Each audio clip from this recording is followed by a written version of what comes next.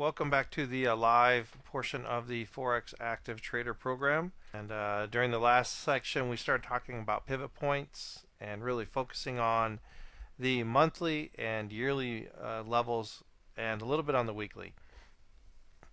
What we will do is we'll have some more discussion on that next week, pivot points part 2, and just kind of round that out and make sure you have any questions. It seems, I think what happens is sometimes we present a topic and then we don't come back to it for a while and people have lingering questions. So it's better to answer them in the public forum like this week we did. We talked about getting into a trade a little bit later, and everyone sent an email back. I got several emails, I should say, from those who said that they weren't clear on a couple things and found out that they were clear. So that was good. So we'll do that, and if you have any questions, we'll put them together and address them all at once. Or again, if you email me a question, we'll address it in the group forum. And if it's a burning question, always feel free to, Skype at Forex Active Trader. Especially, add me to your Skype, leave it there. The nice thing about Skype is it's usually on. My kids don't shut off the computer for some reason. So if I don't reply to your Skype within sometime during the day that you've posted it, because, it's nice, it pops up, leaves a message, then, please just resend. Okay, please remember there is risk involved in trading the Forex as there is with any other financial instrument. Please use protective stops and make good trading decisions. Also, if you would, respect the copyrights of the show.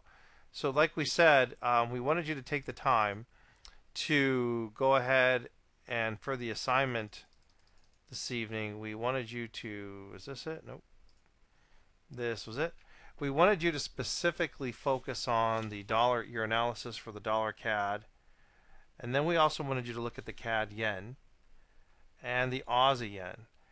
And again, these may not be pairs that you trade, but you can write up your analysis. The market gives you plenty of exercise, plenty of homework to be able to go in and do your analysis, even if you don't trade it, and just say, well, this is what I would expect based on my analysis and the trade setups I saw there.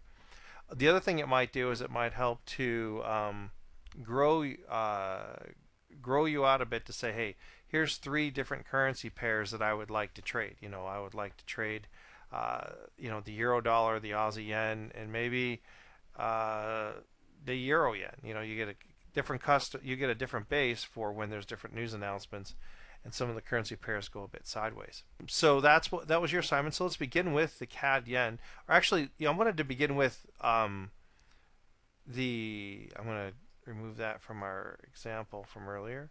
I want to real quick do a review of where we were at on the euro dollar, as far the euro yen and the dollar yen, to see if anything has changed yet. So let's just do that real quick. Let's just take a look at the euro dollar just from the time frames that we have. You can see that, remember we talked about there could be a possible slingshot or something that comes in, and here we are a couple hours later. Remember we were saying we could get a nice rally that developed, but there was no real good setups for us to get into that rally.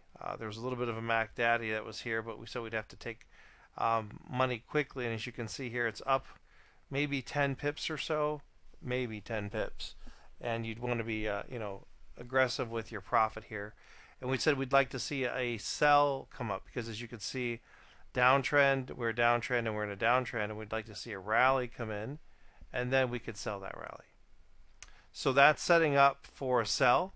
Again, we want to make sure that we remember that that we want to wait for our trigger line. You got to wait for something to get set up. It's not completely set up yet, but then we wait for our trigger line to get in. All right, so the euro dollar is setting up nicely based on what the way we plan to trade that. Let's take a quick look back at the euro yen that we took a look at. And for the euro yen, we noticed that on the 60-minute chart, we had a runway that was setting up. It's still setting up. It's just been the entire last few hours, the euro yen has really not been doing anything. It's just been chopping around even on these lower time frames. Again, we saw that there was a Mac Daddy in here. You can see how everything's kind of fallen apart. If anything now, we really just have a trade based on the 60-minute chart. See if that's going to pull up. Now, we're going to see what happens when we take a look at the euro yen. I should have drawn this in. There's this trend line that's right back up through here that it's fighting with. So the only trade we possibly had, Mac Daddy here, but we said, it's kind of iffy, and the stop would still be intact. It did not get stopped out, but it hasn't moved yet. So we're still looking to see if this turns into a runway and then moves back to the upside. Always remembering right now in the next couple days as we trade that this is the bottom of a weekly channel that we noted here from the week, and it's back up retesting it. So it may want to play with that a bit. Before it actually maybe completely falls off. So there's that trend line we drew in on the hourly chart, and here's the attempts that we've had on the bottom of that weekly channel that was in for about 10 11 months. So that's it on the euro yen. We'd have to be waiting for a trigger to come in on the hourly chart, again due to the fact that the 30-minute and the 15-minute, as you can see, have completely become messy here. Alright, so then let's take one last look at the dollar yen of the analysis that we did earlier and see if anything is showing up there. For the most part, there was not a whole lot of trades that were set up. We were looking for slingshots, and none of the slingshots really panned out. You can see we've just been in a slow grind down. But what we've come to now, and this is good about coming back and looking at the pairs every couple hours when there's not something that's real pretty and nice and ready to trade. A couple hours ago, here we are a couple hours later, and it looks like we have a runway trade setting up here on the dollar yen to maybe move back to the upside. And again, we're finding some support on some moving averages here on the 30-minute. So we'd like to see the Moss pinch, here on the 15-minute for sure for this trade. And it looks like we might not get a full pinch down here on the 30-minute, but we'll keep an eye. So this is in development, right? With the 3 stages of trading. We have things developing, we have things that when they're set up, and then we have the trigger. So right now we are in the stage of developing for this trade. It has not reached the setup point. Once it reaches the setup point, we'll take the trigger and be on our way.